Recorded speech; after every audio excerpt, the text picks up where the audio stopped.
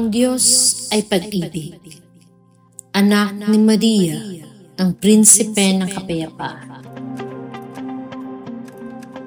Ngayong ika-4 na linggo ng Adbyento, sinindihan natin ang huling lila na kandila upang markahan ang huling linggo ng panalangin at penitensya habang hinihintay natin ang pagsilang ng ating tagapagligtas.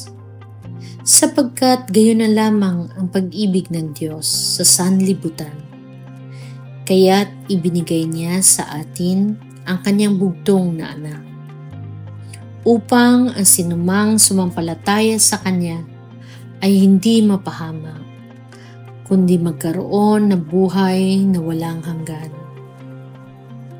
Ang huling kandilang ito, na kilala bilang ang kandila ng anghel, ay sumisimbolo sa pag-ibig. Ito ay nagpapaalala sa atin na ang Diyos ay pag-ibig. Ang progresibong pag-iilaw ng mga kandila ay sumisimbolo sa mga inaasahan at pag-asa na pumapalibot sa unang pagdating ng ating Panginoon sa mundo at ang pag-asam sa kanyang ikalawang pagdating upang hatulan ang mga buhay at patay. Ang mga pagbabasa ngayon ay nagsasabi sa atin na ang Panginoon ay darating at ang kanyang pagdating ay inihula ni Propeta Mikas na nagpapahayag na ang Panginoon ay bahala sa lahat ng naniniwala sa Kanya. Kaya dapat tayong magtiwala sa Kanya na pakainin tayo at maging panatag sa Kanyang kapangyarihan sa buong lupain. Siya mismo ay magiging kapayapaan. O Pastol ng Israel, dinggin mo kami, O Panginoon, tulungan mo kami. Diyos ng mga hukbo, ibalik mo kami. Pakitaan mo kami ng iyong mukha at kami ay maliligtas.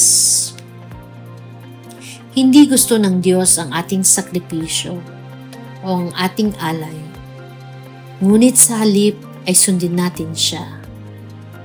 Pansinin na ipinadala niya ang kanyang anak upang gawin ang kanyang kalooban, na gawin tayong mga kaawa-awang nilalang sa pamamagitan ng pag-aalay ng kanyang katawan para sa ating pagtupos. Ngunit bago iyon, hiniling niya sa kanyang anghel na sabihin sa isang birhen na nagngangalang Maria na sa kapangyarihan ng banal na Espiritu, siya ay maglilihi ng isang lalaki sa kanyang sinapupunan at tatawagin itong Jesus. Siya ay tatawaging anak ng Diyos. Kaya tularan natin si Maria sa kanyang fiat. Kasama niya, sabihin natin sa Panginoon na ako ang alipin ng Panginoon.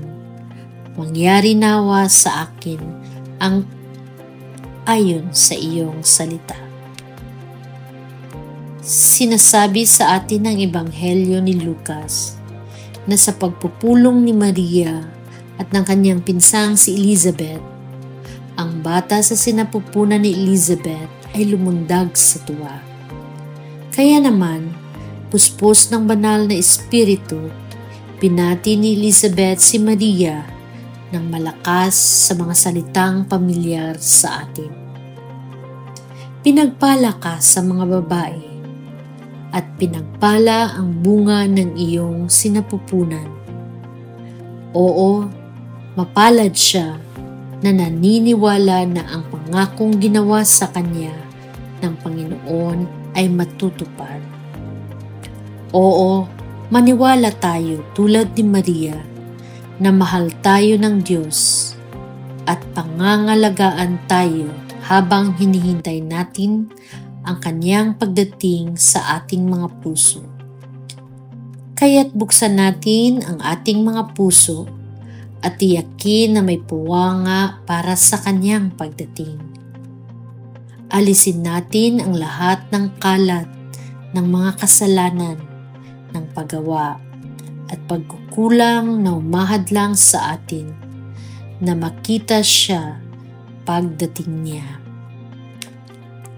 Ang pag-ibig ay walang kinalaman sa inaasahan mong makuha, kundi sa inaasahan mong ibigay lahat. Ang mensahe ng ating Santo Papa: upang baguhin ang mundo, dapat tayong gumawa ng mabuti sa mga taong hindi kaya tayong suklian, tulad ng ginawa ng Ama sa atin sa pagbibigay sa atin ni Jesus. Naway ang panahon ng Adbyento ay maging isang mahalagang pagkakataon upang itaas ang ating tingin sa Kanya na siyang nagpapagaan sa ating mga puso at umaalalay sa atin sa ating paglalakbay. Ating tawagin ngayon ang Birheng Maria na kahit sa panahon ng pagsubok ay handang tanggapin ang plano ng Diyos. Muli nating tanungin ang ating sarili: ano ang magagawa ko para magkaroon ng magaan na puso?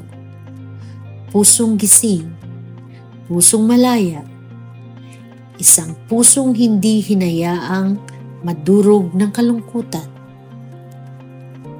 Manalangin tayo. O Panginoon, sa Adbyento na ito, habang sinisindi namin itong lila ng anghel na kandila ng pag-ibig, nananalangin kami, O Panginoon. Buksan mo ang aming mga puso at isipan upang tanggapin ang iyong pag-ibig.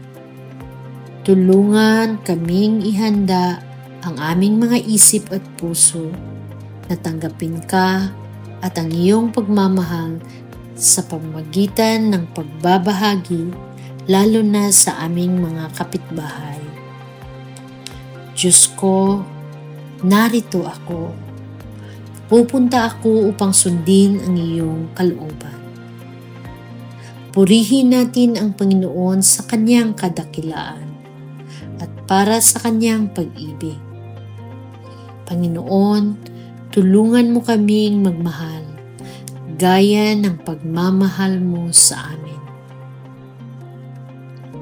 Ang Adbyento ay ang oras na ibinigay sa atin upang salubungin ang Panginoon na dumarating, upang tayo'y makatagpo at upang patunayan din ang ating pananabik sa Diyos, upang umasa at hinahanda ang ating sarili sa pagbabalik ni Kristo.